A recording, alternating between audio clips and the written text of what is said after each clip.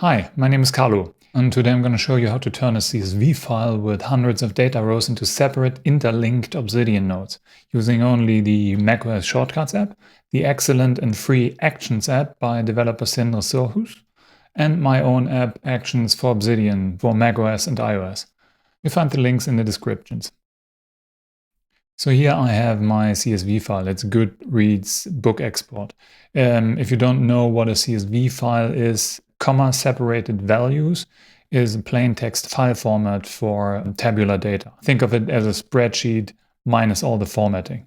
Usually the first row of that file is header fields. So you can see here book ID, title, author, and the following rows contain the data sets, like the actual book ID, the title, and so on.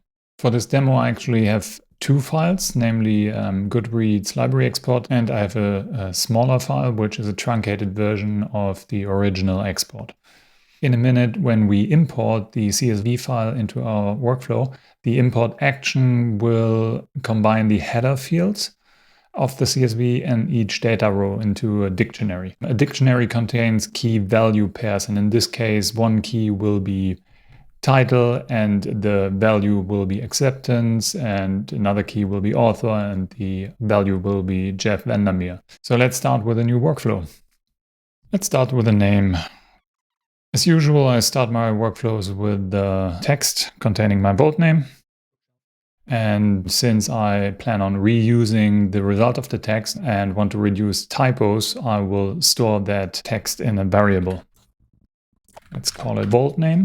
Now let's get the parse CSV action from Sindre's Actions app. I select my small CSV file and leave the defaults. By the way, I cannot recommend Actions enough. It's free and comes with a massive catalog of useful shortcut actions. If you're at least kind of serious about shortcuts work, you need to check it out. Now let's run the workflow and see what we have so far. Here you see the raw result of our first data row.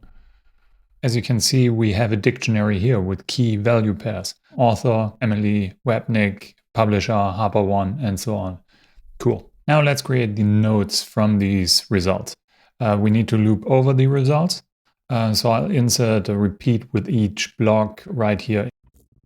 Inside the loop, due to the way Shortcuts handles the parse CSV results, a little coercion is necessary. So I will add a new get dictionary from action and tell it to use the repeat item, meaning the current raw data set. Now I want to create new notes in the books folder with the author name, book title, and year published as file name. For convenience sake, I'll get these keys from the dictionary and store them in variables. So let's set the variable author to dictionary.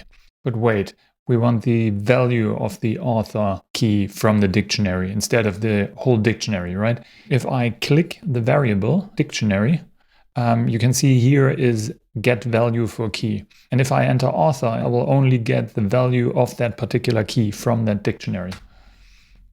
Saves a massive amount of time. So author, title.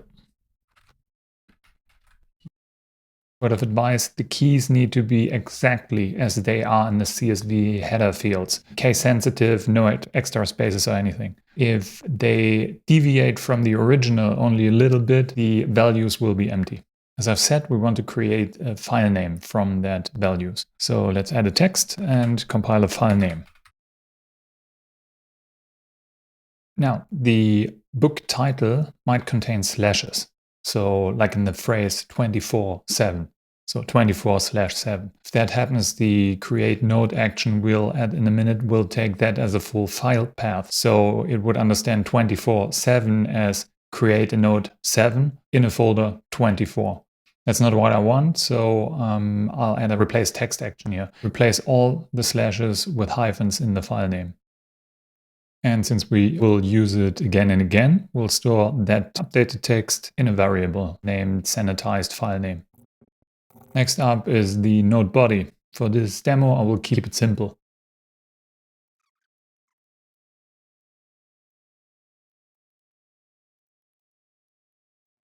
Time to write some book reports then. I will insert the create note action, and the notes are supposed to go into a subfolder books. So the file name will be /books/sanitized file name. Sanitized file name, of course, a variable we set before. In the vault name variable, and use the text result from the last action as the node body. And then I will tell the create node action that it should override any node that already exists under that name. There probably is none, but let's be safe. But wait, you say, the books folder doesn't exist, does it? Shouldn't we create it first? Well, no, the create node action will automatically create the folder structure as necessary. So that's neat. Anyway, let's see how well that shortcut works out.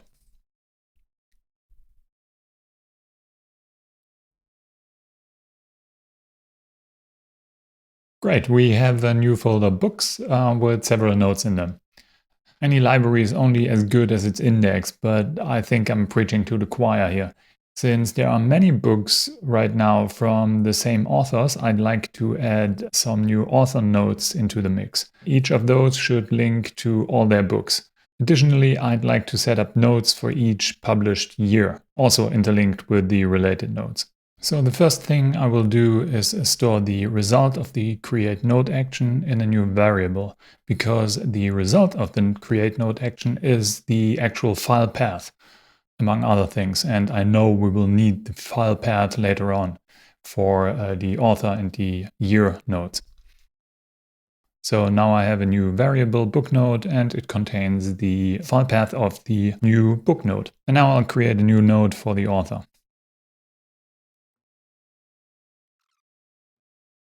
So I've set up the node creation and told the action to leave a possibly existing node as is, because the next time the loop comes around, it might discover there already is a node for that particular author. We don't want another node for that author, and we don't want to override it.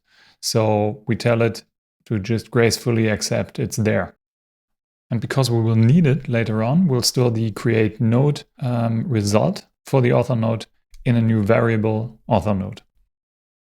Now, basically, the author node should contain a list of all books by that author. So now we'll create a text action which contains the list entry. And then we'll append the text, the list entry, to the actual node.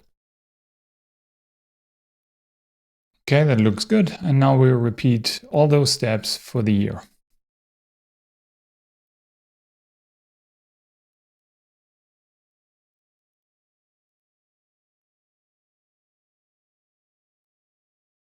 And let's give it a go. Okay, here are the books, and we have two new folders, one for authors and one for the year published. And last but not least, because we want to interlink everything, we should edit the book node to not only contain author and year published, but to actually link to the author node and the year node. So let's run it. This might take a while.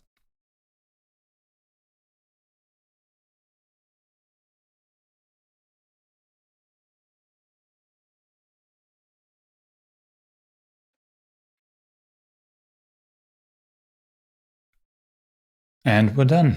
We have two new folders, authors and year published. Right here we have the year node for 1989. It contains several books and links to their authors. Here's Tim O'Brien, The Things They Carried from 1989. But you see that the author is linked and that the year is linked. And the same thing for the authors. And if we look at the graph view, that doesn't look so sad anymore. It looks pretty neat, actually. To recap, today we've imported a CSV file containing a Goodreads book export. We've created notes for each book, each author, and each publishing year, and we've interlinked them. Getting CSV data into your Obsidian vault and turning it into information is a powerful concept. Now throw in front matter into that mix. and some clever data views, and I think you can see the potential. On that note, thanks for watching, and go out and build something that works for you.